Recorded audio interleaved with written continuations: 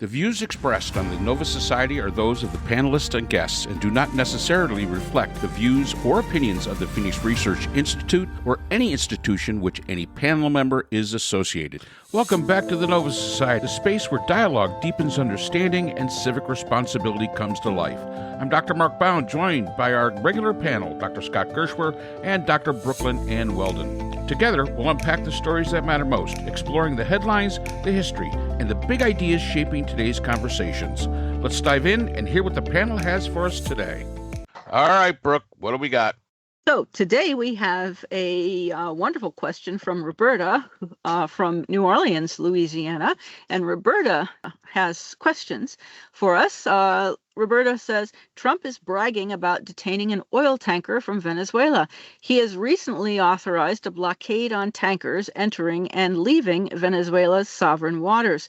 It seems to me that he is escalating his, quote, war on fentanyl, unquote, against the alleged drug cartels of Venezuela to include other exports and imports.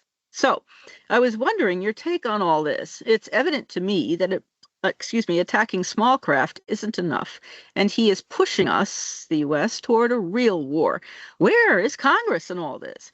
Can he keep this aggressive action up without Congress's approval? Great questions, Roberta. Thank you.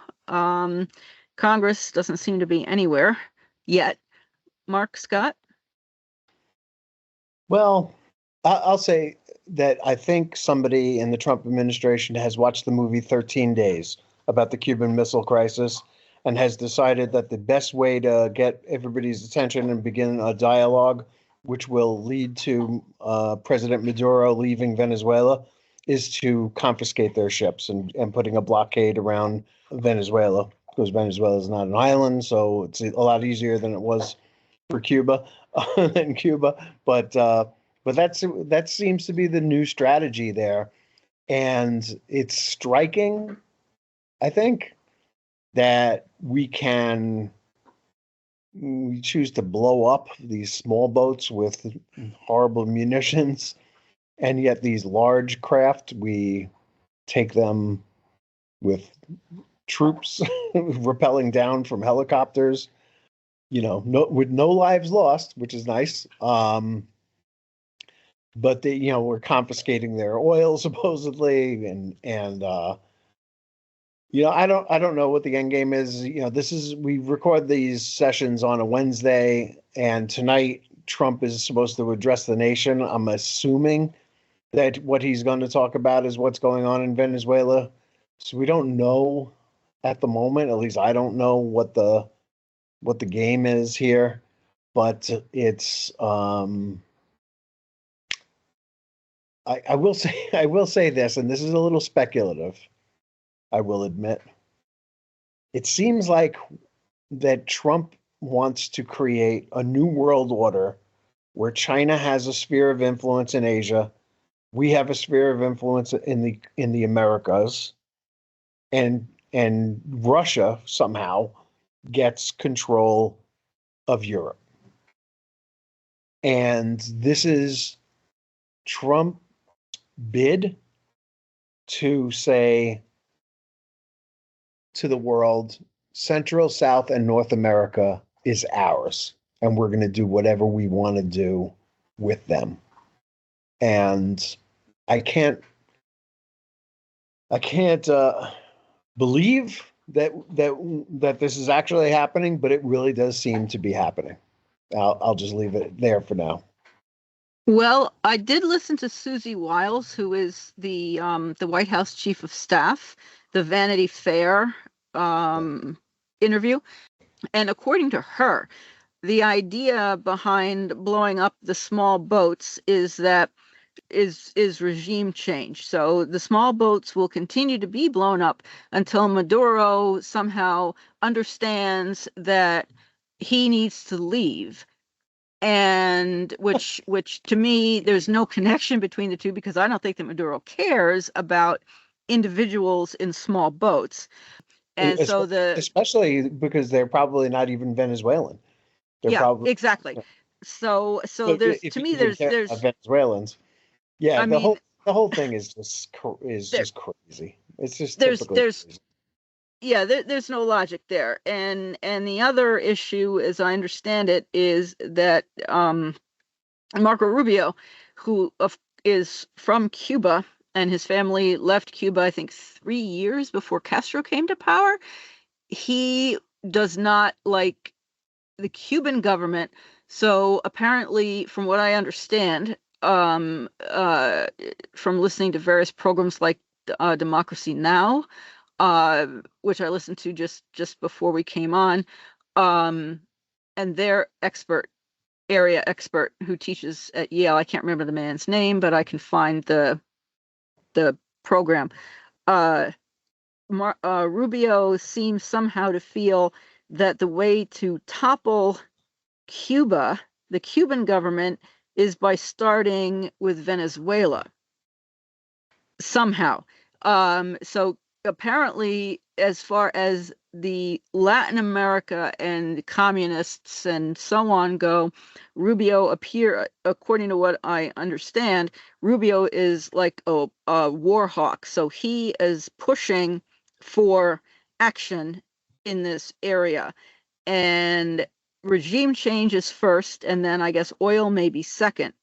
But to begin a land war requires, of course, tremendous assets, which the United States is not prepared for. We have plenty, obviously, of floating assets, and we can shoot missiles or whatever.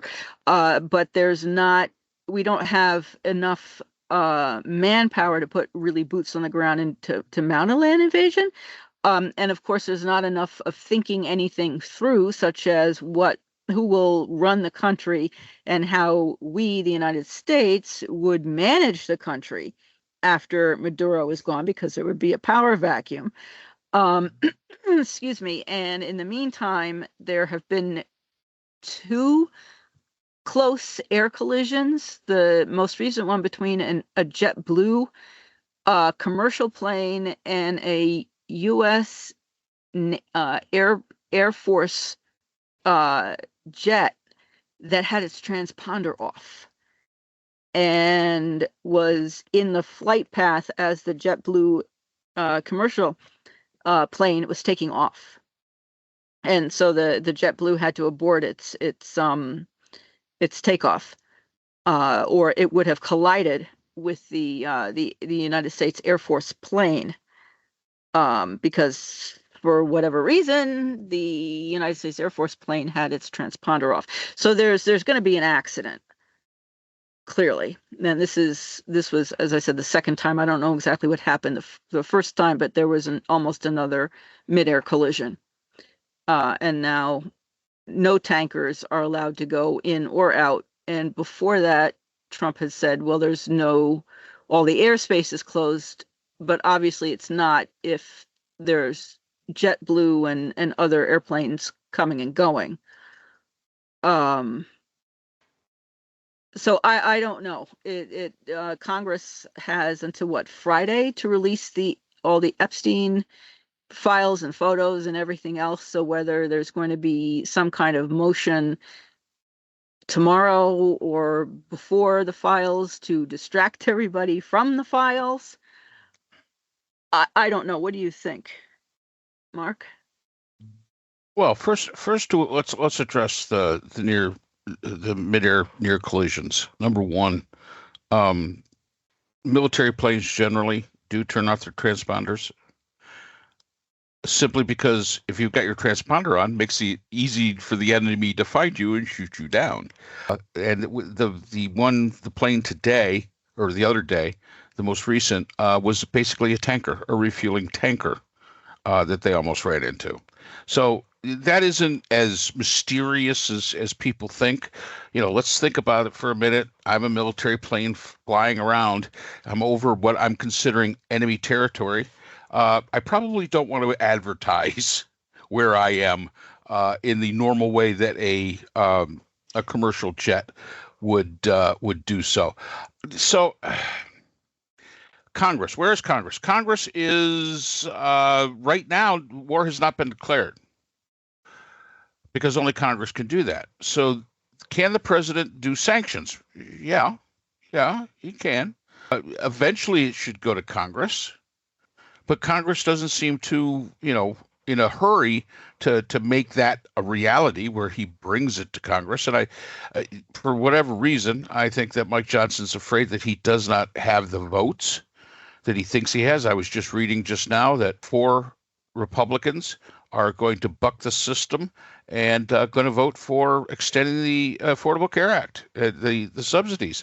They don't have the iron grip that they had before. And a lot of that could be because Trump is really a lame duck president when you start to think about it, number one.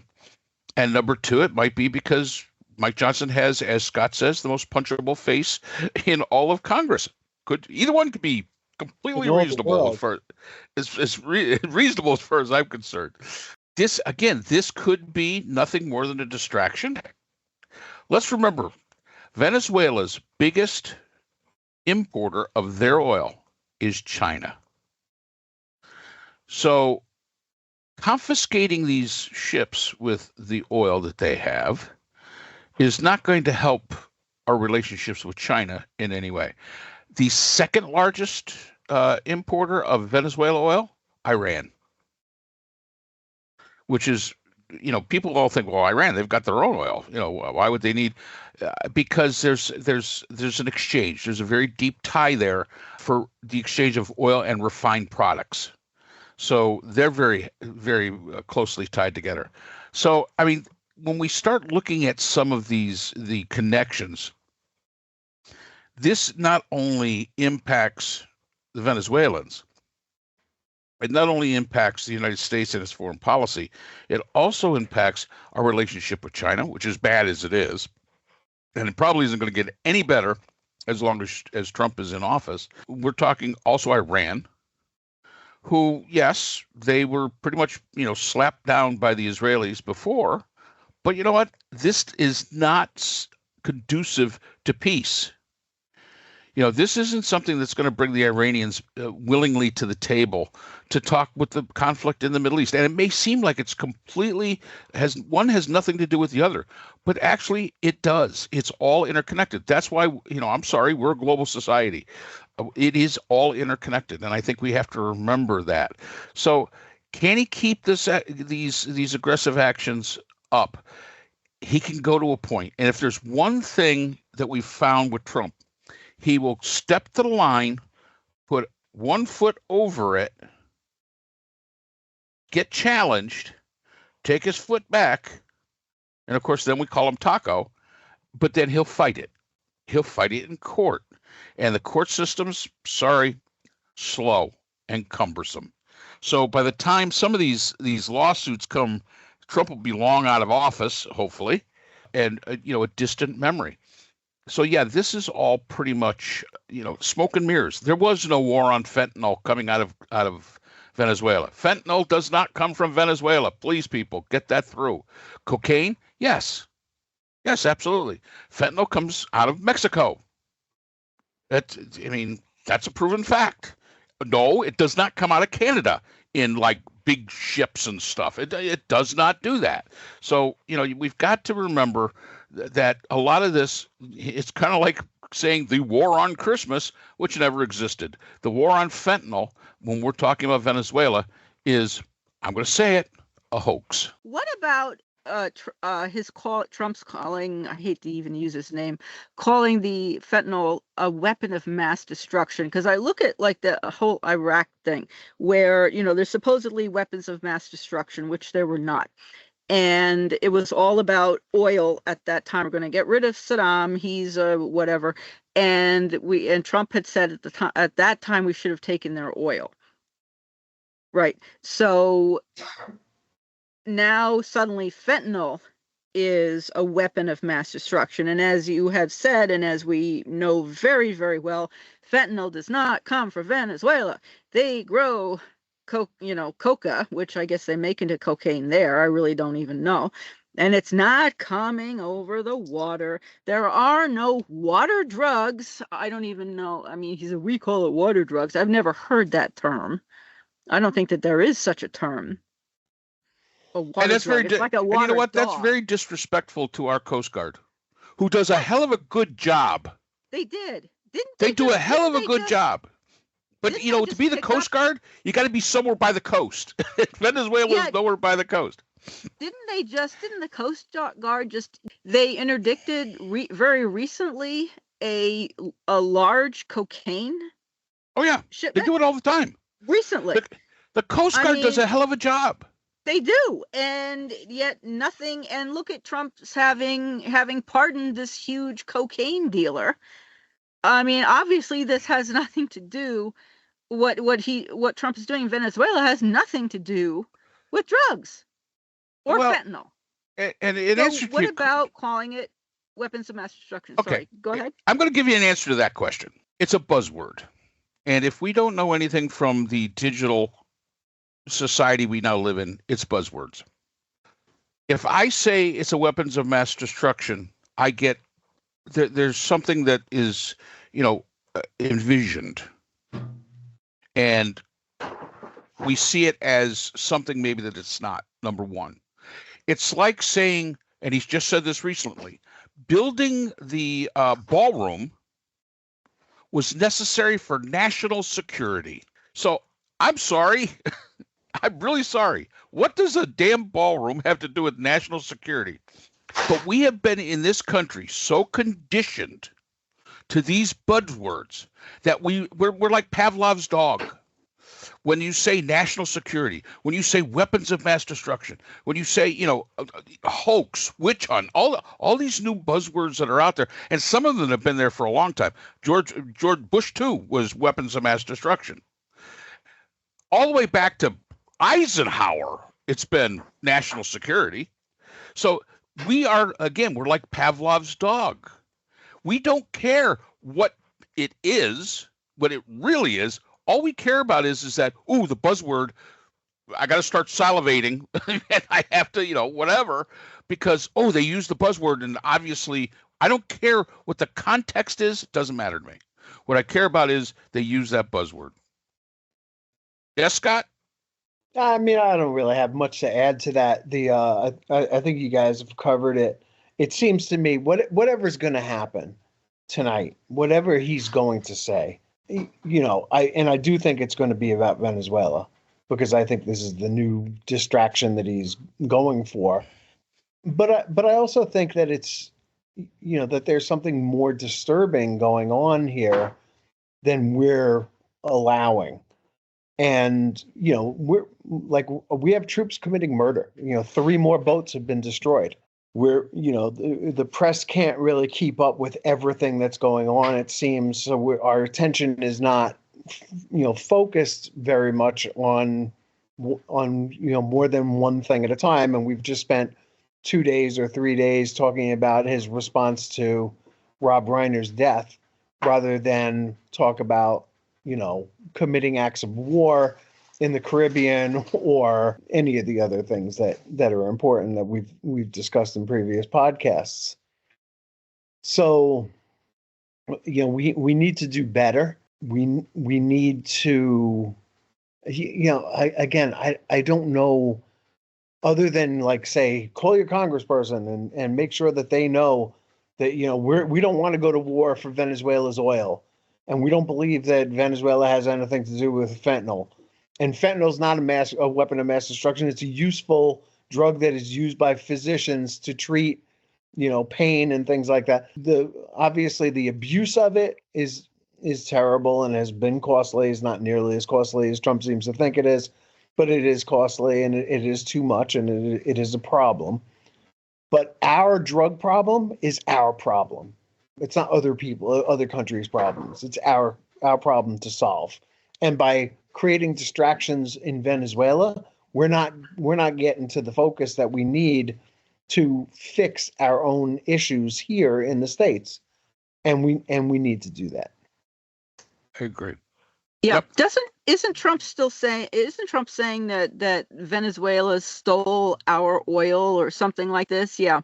And people need to understand that Chevron, which is an American company, is still operating and still drilling in Venezuela. So, yeah. I mean, we still have operators drilling in Venezuela. So Trump never gives the entire picture. Trump also was talking about Venezuela's land belonging to the United States, which it does not. I mean, that's like the Chinese saying that Long Island belongs to China. I mean, it doesn't. Yes. People need, as you say, we need to be calling our Congress people. Absolutely. And saying no. Yeah. Yep. I mean, I don't know what else to do. We have representatives. Somebody mentioned, we mentioned Marco Rubio earlier. Marco Rubio has lost his mind. Yeah, he has. This is completely unacceptable for Marco Rubio to make common cause with Trump when Marco Rubio wants Cuba's government gone and feels that the best way to do that is by withholding Venezuelan oil going to Cuba, which is going to cause a crisis there. And Trump has always said, as we pointed out, let's go get the oil. And in 2023, when he was out of office, said they were about to collapse and we would have gotten the oil. And now he's back in office and he's trying to accomplish that. Yeah. So I hope we answered the question, Roberta. In 2026, we'll be introducing the Nova Society Side Project Podcast, a space where ideas meet action and voices spark change. This will be a guest-driven show built around conversations that matter most to our listeners. Each episode, we invite inspiring guests to share their perspectives on the social topics shaping our communities, from equity and innovation to culture, sustainability, and beyond. Together, we'll explore side projects that aren't just passion-driven, but purpose-driven, offering fresh insights and practical takeaways for anyone looking to make a difference. We'll be thrilled to have you join us on this journey. The Nova Society Side Project Podcast will begin airing in January 2026, and we hope that you will join us. And that's all the time we have for today's episode. The Nova Society is a production of Nova Society Media, a division of the Phoenix Research Institute. We want to thank our production partners, Buzzsprout, who hosts the Nova Society, Audacity, our editing team, Apple Podcasts, the largest source of podcast and music online, Spotify, the most popular platform for the Nova Society, and iHeartRadio, your destination for all things music and podcasting. The Nova Society is available on all of these and other quality platforms listed in our description. And most importantly, we want to thank you, our listeners. Without your support, the Nova Society could not be possible. If you haven't already, please consider subscribing on the platform of your choice. It's easy, it's free, and helps our channel grow. For questions or comments, you can reach us at nova.society.podcast@gmail.com. So on behalf of Dr. Brooklyn Ann Weldon, Dr. Scott Gershworth, and all of our production partners here at the Nova Society, I'm Dr. Mark Bound. Remember, the true power of society is knowledge. Thank you for listening, and we hope to see you again next time. We'd like to thank our sponsor for this episode, the Journal of Interdisciplinary Conflict Sciences, the JICS. This open access journal, double peer-reviewed, provides a platform for emerging scholars to publish their work and engage in meaningful dialogue across disciplines. The JICS is currently accepting article submissions on an ongoing basis and is published through the NovaWorks Scholarly Repository at Nova Southeastern University. You'll find a link to the journal in our episode description.